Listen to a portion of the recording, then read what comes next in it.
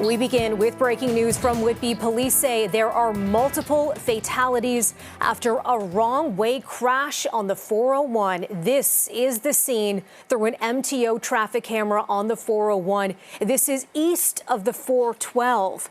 The collision happened in the eastbound lanes and involved multiple vehicles.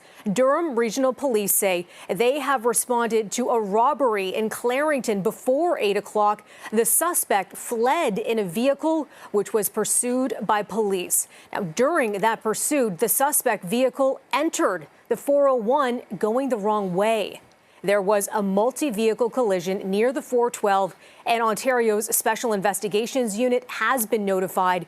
The eastbound 401 is closed at Lake Ridge Road, and westbound lanes are closed at Brock Street. The ramp from the southbound 412 to the eastbound 401 is also blocked.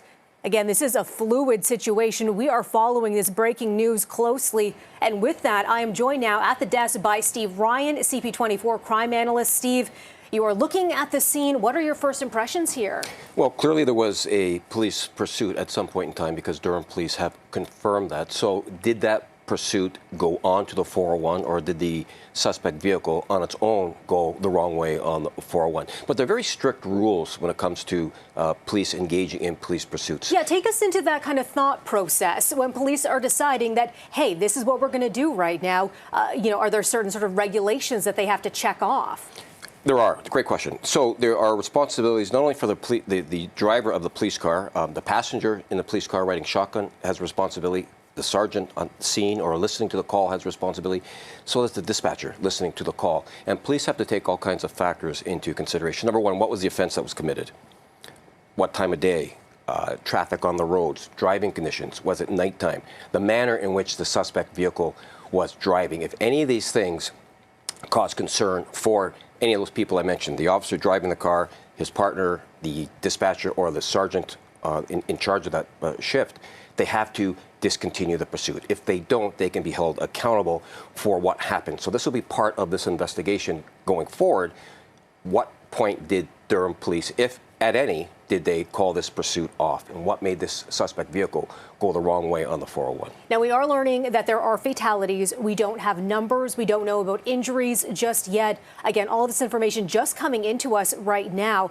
But obviously a very serious matter on a very busy roadway. You know, we're seeing a lot of flashing lights, a lot of emergency vehicles responding to the scene. What does that tell you about just how serious this is at the moment? It has shut down the 401. Well, so there's multiple fatalities, and based on just the images that I was able to see, it appears as though a U-Haul van, which I am told was a suspect vehicle, struck a transport truck head-on going westbound in the eastbound lane. So it's a head-on collision, which has caused multiple fatalities.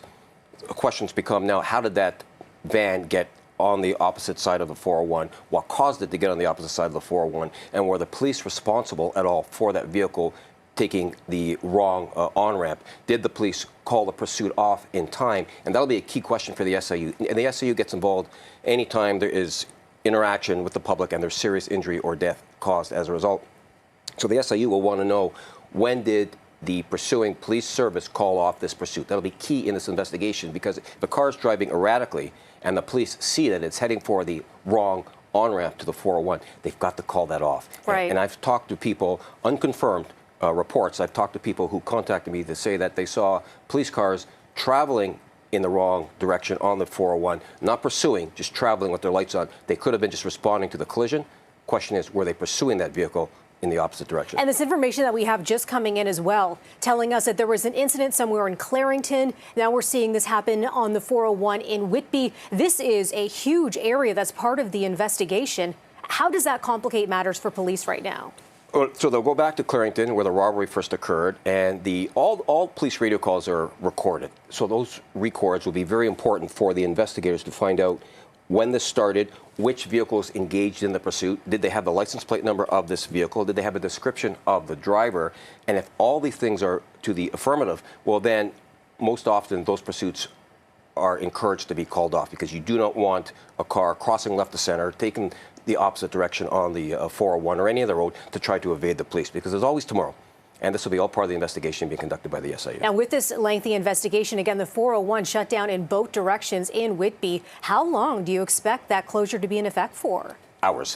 This will be closed down throughout the night into the morning because they're going to have to get a reconstruction team out there from the SIU. Durham Police will assist with that investigation, as will the OPP. So it'll be hours upon hours before that's opened up. Steve, our crime analyst here at CP24, I appreciate you breaking it down for us. We're certainly going to have more on this breaking news throughout the evening here on CP24. Stay with us for that.